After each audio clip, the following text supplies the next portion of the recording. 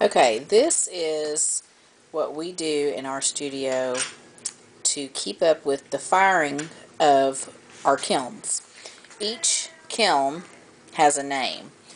Ours is called Junior. You'll see Junior at the top, and the other one is Evil. Basically, the gist of our logs is to make sure that we know the personalities of the kiln. And so I typed out on a piece of paper the information that you should have for each time you fire your kiln.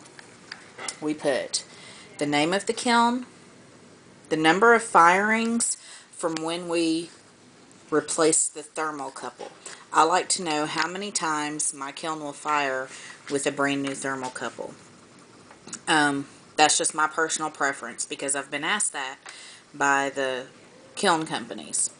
The date of firing, the cone that we fire to, because we also fire glass and then we also slump, and then the start time during the day, and then the temperature at the time that the studio closes. When logging this temperature, it really helps us when somebody forgets to push start on the kiln. It makes them realize, okay, this should either be completed firing or we should be at a very hot temperature. And then in the morning or late at that night, the firing time is logged, so 6 hours and 52 minutes. So that is the basic information that you should probably keep up with to understand and know the personality of your kiln. I will show you how this came in handy for us this Christmas season.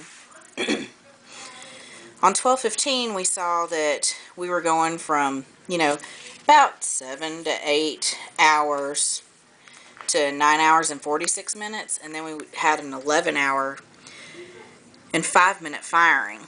That told me that on 12/16 we had a problem. And so we looked and we had some elements out. So it's always a good idea to make sure that you have logged everything to know the personality of your kiln. The next thing I'm going to show you, sorry, this is where we keep our kiln replacements. We keep everything in a tub,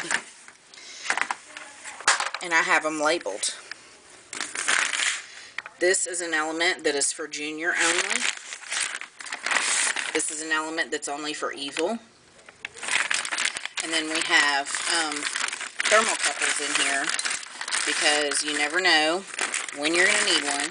So we just keep spares. I have a spare relay.